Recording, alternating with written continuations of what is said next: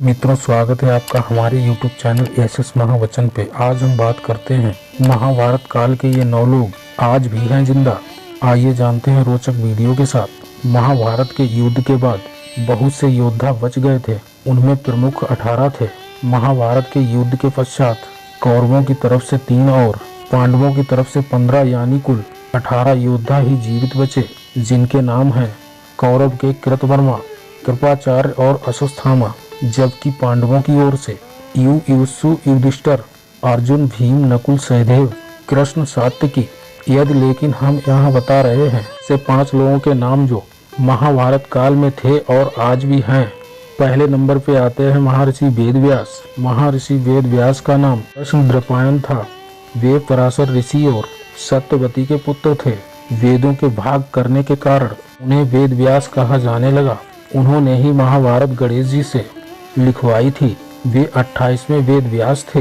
धृतराष्ट्र, पांडु और विदुर को महर्षि वेदव्यास का ही पुत्र माना जाता है। इन्हीं 3 पुत्रों में से एक धृतराष्ट्र के यहाँ जब कोई पुत्र नहीं हुआ तो वेदव्यास की कृपा से ही 99 पुत्र और एक पुत्री का जन्म हुआ। महर्षि व्यास पितामह भीष्म के सौतेले भाई थे। महर्षि वेदव्यास के जन्मदिन के अवसर पर गुरु पूर्णिमा का पर्व मनाया जाता है। कहते हैं कि ऋषि वेदव्यास कली काल के अंत तक जीवित रहेंगे, तब वे कल की अवतार के साथ होंगे।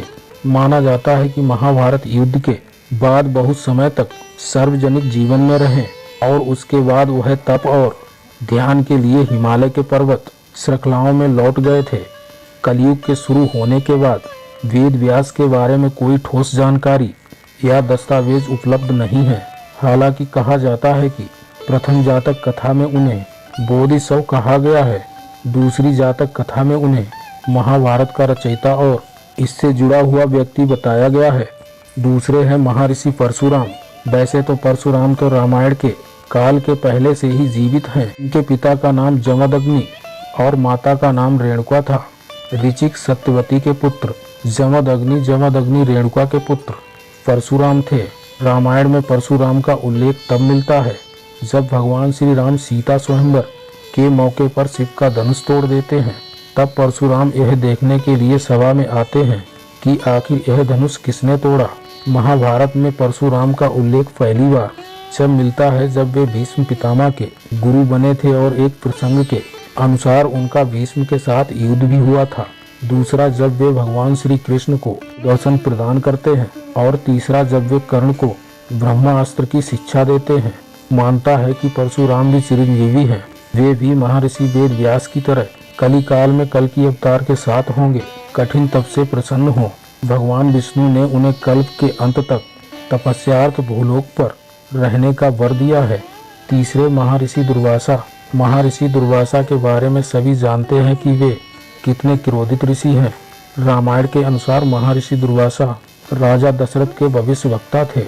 उन्होंने रघुवंश के लिए बहुत भविष्यवाणियां भी की थीं। दूसरी ओर महाभारत में महर्षि दुर्वासा कुंती को मंत्र देते हैं तो द्रौपदी की परीक्षा लेने के लिए अपने 10,000 शिष्यों के साथ उनकी कुटिया पहुंचे थे। एक जगह वे कृष्ण के पुत्र संबा को श्राप देते हुए भी बताए गए हैं। महाभारत काल में भी उनके होने की चर्चा कई जगह की गई है। उन्हें भी चिरंजीवी होने का वरदान प्राप्त है। चौथे हैं जामवंत। परशुराम और हनुमान से भी लंबी उम्र है अग्निपुत्र जामवंत जी की, क्योंकि उनका जन्म सतयुग में राजा बलि के काल में हुआ था। जामवंत त्रेता युग राम के साथ थे और द्वापर युग में श्री कृष्ण के ससुर बने थे। भगवान कृष्ण को स्मयंतक मणि के लिए जामवंत के साथ युद्ध करना पड़ा था। जब श्री कृष्ण युद्ध जीत रहे थे तो जामवंत को आश्चर्य हुआ। उन्होंने तब अपने प्रभु श्री राम को पुकारा और उनकी पुकार को सुनकर श्री कृष्ण को अपने राम स्वरूप में आना पड़ा। तब जामवंत ने समर्पण कर अपनी भूल स्वीकार कर और उन्होंने मणि भी दी और श्री कृष्ण से निवेदन किया कि आप मेरी पुत्री जामवंती से विवाह करें। जामवंती कृष्ण के सहयोग से महाप्रतापी पुत्री का जन्म हुआ, जिसका नाम संबा रखा गया। इस संबा के कारण ही श्री कृष्ण कुल का नाश हो गया था। जामवंत आज भी जीवित हैं, क्योंकि उन्हें भी प्रभु श्री राम से एक वरदान मिला था। वे भी कल की अवतार के समय उनके साथ रहेंगे। 5वें हैं हनुमान जी।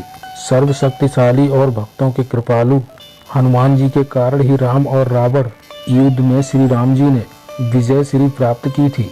उनका प्रताप तो चारों युगों में है। ये त्रेता युग में श्री राम के समय भी थे और द्वापर युग में श्री कृष्ण के समय भी थे। बहुत कम लोग जानते होंगे कि महाभारत युद्ध में श्री हनुमान जी के कारण ही पांडवों को विजय मिली थी। अर्जुन और श्री कृष्ण को उन्होंने उनकी रक्षा का वचन दिया था, अभी तो वे उनके रथ के ध्वज पर विराजमान हो गए थे।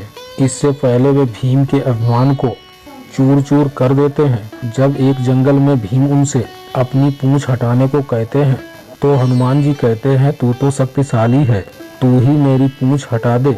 लेकिन भीम अपनी सारी शक्ति लगाकर भी जब वह पूंछ नहीं हटा पाते हैं तो वे समझ जाते हैं कि यह कोई साधारण वानर नहीं, स्वयं हनुमान जी हैं। 6 नंबर पर आते हैं मयासुर। रावण की पत्नी मंदोदरी के पिता अर्थात रावण के ससुर थे। देवताओं के शिल्पी विश्वकर्मा थे तो असुरों के शिल्पी मायासुर थे। मयासुर ने रामायण काल में कई विशालकाय भवनों और शास्त्रों का निर्माण किया था। रामायण के उत्तरकांड के अनुसार मयासुर कश्यप ऋषि और उनकी पत्नी दिति का पुत्र था। यह ज्योतिष, वास्तु और शिल्प के प्रकांड विद्वान थे। इसका मतलब मयासुर सतयुग में भी था। मयासुर ने ही महाभारत में युधिष्ठिर के लिए सभा भवन का निर्माण किया, जो मय सभा के नाम से प्रसिद्ध हुआ। इसी सभा के वैभव को देखकर दुर्योधन पांडवों से ईर्ष्या करने लगा था और कहीं न कहीं यही ईर्ष्या महाभारत में युद्ध का कारण बनी। मयासुर ने द्वारिका नगरी के निर्माण में भी अहम भूमिका निभाई थी।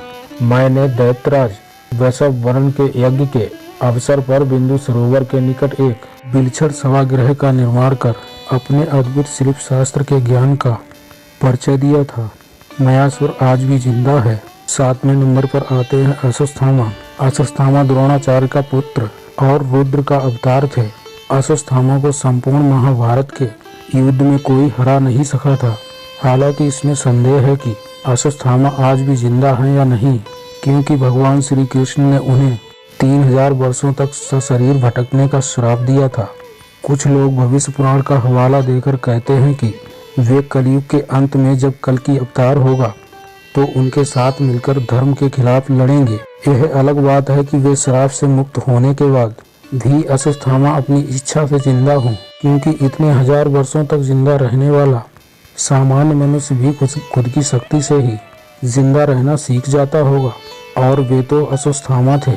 8वें नंबर पर आते हैं कृपाचार्य। महाभारत के अनुसार कृपाचार्य कौरवों और पांडवों के कुलगुरु थे। कृपाचार्य गौतम ऋषि पुत्र हैं और उनकी बहन का नाम है कृपी। कृपी का विवाह द्रोणाचार्य से हुआ था। कृपाचार्य अश्वत्थामा के मामा हैं।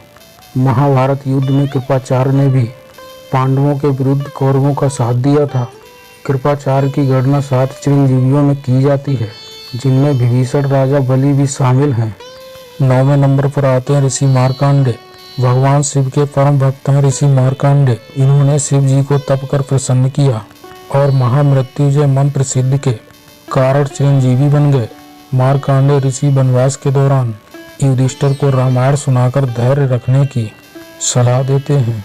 दूसरी ओर महर्षि जैमिनी के मन में महाभारत कृष्ण और उनके युद्ध को लेकर कुछ संदेह था, तो मार्कंडेय ऋषि ही उनके संदेह का निवारण करते हैं। मार्कंडेय ऋषि को भगवान शिव से चिरंजीवी होने का वरदान मिला हुआ है। मित्रों, मैं आशा करता हूँ आपको ये वीडियो पसंद आई होगी। अगर पसंद आई हो तो चैनल को सब्सक्राइब जरूर कर लें और घंटे को दबाकर ऑल पर सिलेक्ट कर लें, ताकि रोजाना ऐसी नई अपडेट आप तक पहुँचती रहे।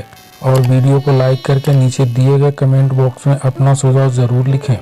आज के लिए इतना ही मित्रों, मिलते हैं फिर आने वाली वीडियो में। जय श्री राम।